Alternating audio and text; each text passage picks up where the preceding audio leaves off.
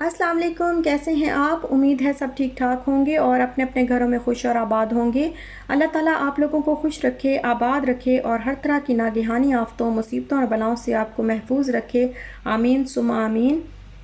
ये है शाम का टाइम और शाम के घर बाकी जो घर के सारे काम हैं वो निपटाने के बाद जो रात का खाना होता है वो मैंने ज़रा जल्दी बनाना स्टार्ट कर दिया था, क्योंकि आज मुझे जाना है बाहर और दो चार जो काम हैं वो निपटाने हैं।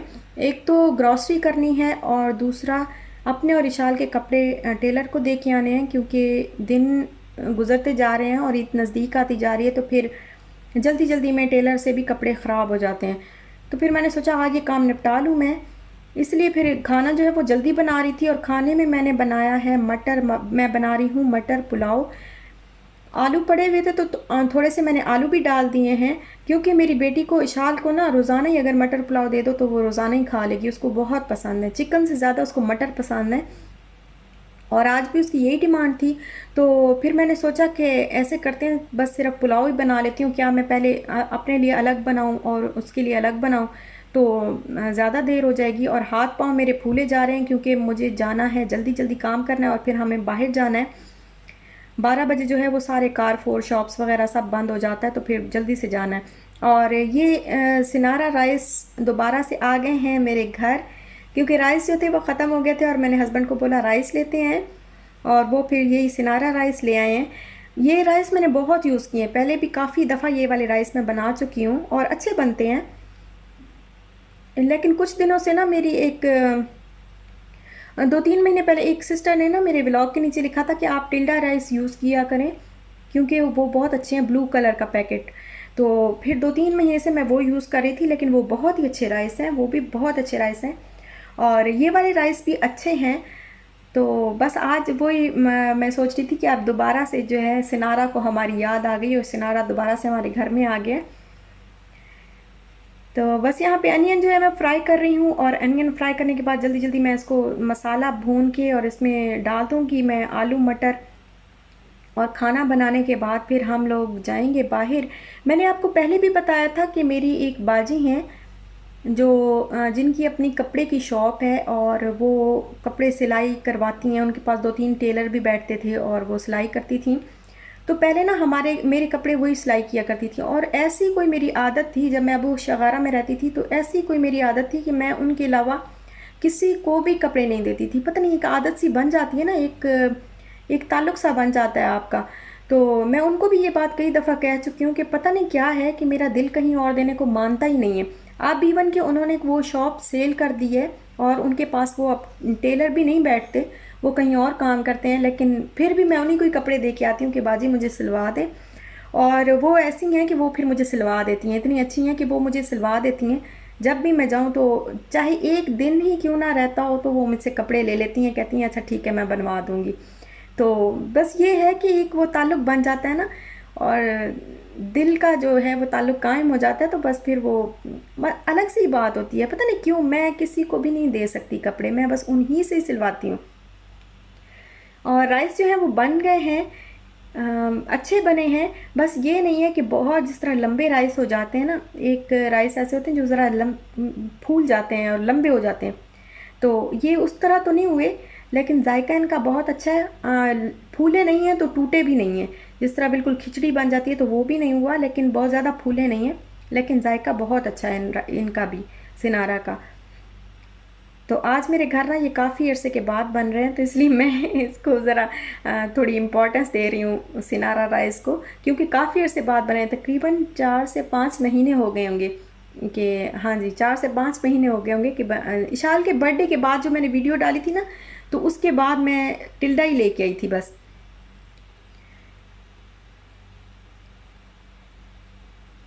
और ये इशाल भी खा रही है राइस। इसको आज पता नहीं कहाँ से इसका छोटा वाला स्पून, जब ये बिल्कुल छोटी होती थी तो मैं इससे ना इसको मेडिसिन देती थी या सिरिलैक देती थी छोटे स्पून से, तो आज ये इसको मिल गया, मेरी ड्रॉर में पड़ा हुआ था, ये इसने ओपन की तो इसको नज़र आ गया, तो आज बस वही उठा ला, ये कहती है मैंने इसी से खाना है।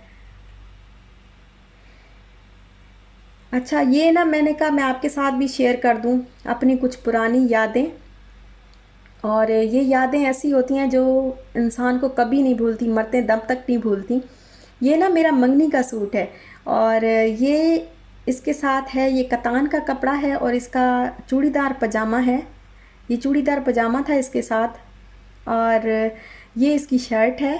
ये देखें, ये वाला सूट तकरीबन कोई 12 से 13 साल पुराना है, और ये मेरी मंगनी पे आया था और मैंने मंगनी पे पहना था। ये देखें, और ये मेरी सास ने ख़ुद सिलाई किया था, इसके साथ चूड़ीदार पजामा बनाया था, और ये ख़ुद सूट उन्होंने सिलाई किया था। इसके ऊपर देखें वो कपड़ा भी लगाना होता है और काफ़ी मेहनत लगी हुई है।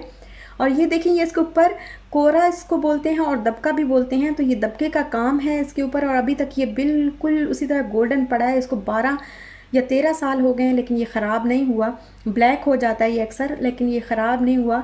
इसके ऊपर नीचे तो इसका कतान का कपड़ा है और ऊपर आरगंजा का कपड़ा लगा हुआ है, जिसे पता नहीं, मुझे तो ज़्यादा पता नहीं लगता, वैसे आरगंजा ही है। टिशू अलग चीज़ होती है, आरगंजा अलग चीज़ होती है। आरगंजा का कपड़ा है इसके ऊपर, और ये इसका दामन है सारा। और ये कलर और ये सूट दोनों मेरे ससुर ने अपनी मर्ज़ी से जो है वो पसंद किए थे, ये उनकी पसंद का सूट था। इसको ना मैंने जब मेरी मंगनी थी, मैंने उसी दिन इसको पहना था, उसके बाद मैंने इसको उतार के रख दिया। मेरी मंगनी 2005 में या 2006 में हुई थी, और फिर मंगनी के 4 साल बाद मेरी शादी हुई।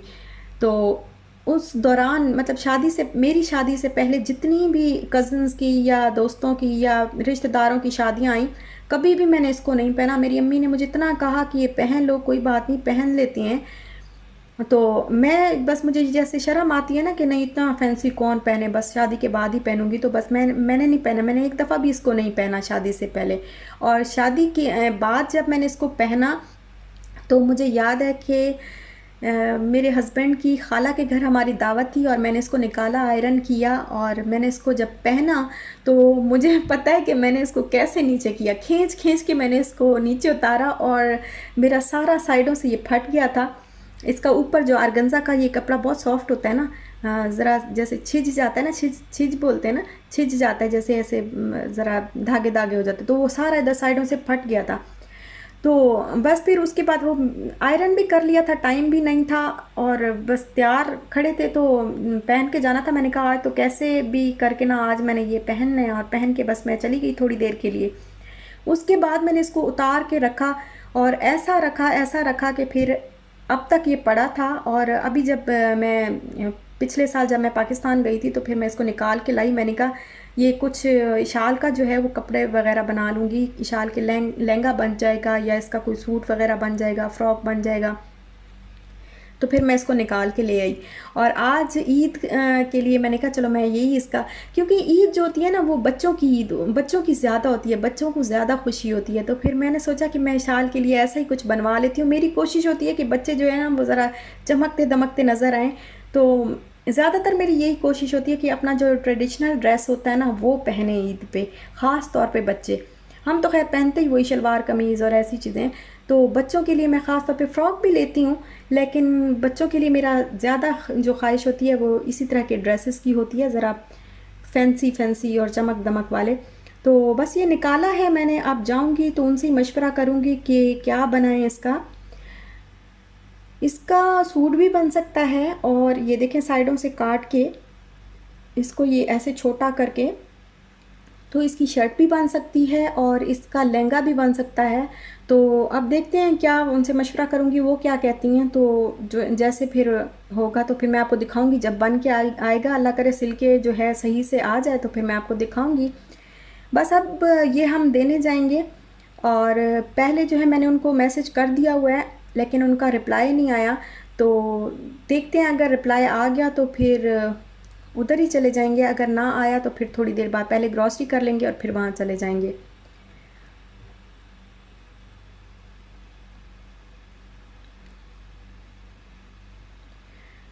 तो अभी हम आ गए हैं मिर्दीफ सिटी सेंटर कारफोर में।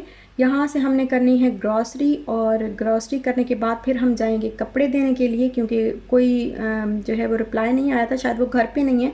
तो फिर पहले ग्रॉसरी मैंने कहा मैं कर लेती हूँ। इशाल को हमने, जैसे ही हम इधर एंटर हुए तो हमने इशाल को ना ट्रॉली में बिठा दिया, ताकि ये ज़रा काबू में रहे। होता क्या है कि ये जब देखती है ना कि टॉयज़ पड़े हैं या एग्स वगैरह, जो चॉकलेट एग्स होते हैं, तो वो पड़े हैं, तो ये हमसे फिर भाग जाती है और हम लगे रहते हैं ग्रॉसरी करने में, ये फिर इधर उधर भाग जाती है, तो फिर हम वो टेंशन हो जाती है कि कहाँ गई शाल। तो हमने कहा चलो इसको ना बांध के बिठाते हैं ट्रॉली के अंदर, और हमने इसको बिठा दिया। और ये भालू पड़ा हुआ था, ये भी हमने इसको दे दिया, तो ये खेलती रही भालू के साथ और फिर मैं ग्रॉसरी करती रही।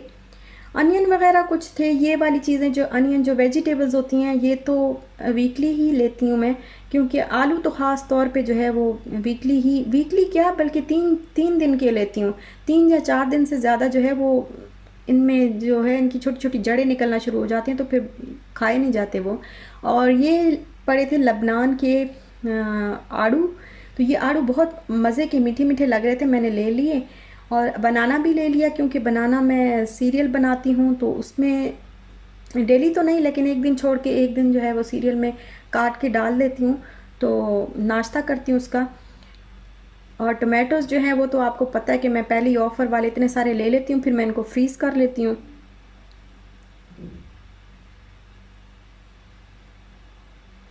बस हमने फिर की ग्रॉसरी, और ग्रॉसरी करने के बाद काफ़ी सारी चीज़ें हमने ले ली हैं और काफ़ी सारी अभी लेनी हैं, क्योंकि इतना एक ही टाइम पे इतना सारा सामान, फिर इशाल भी तंग आ जाती है और हम खुद भी थक जाते हैं।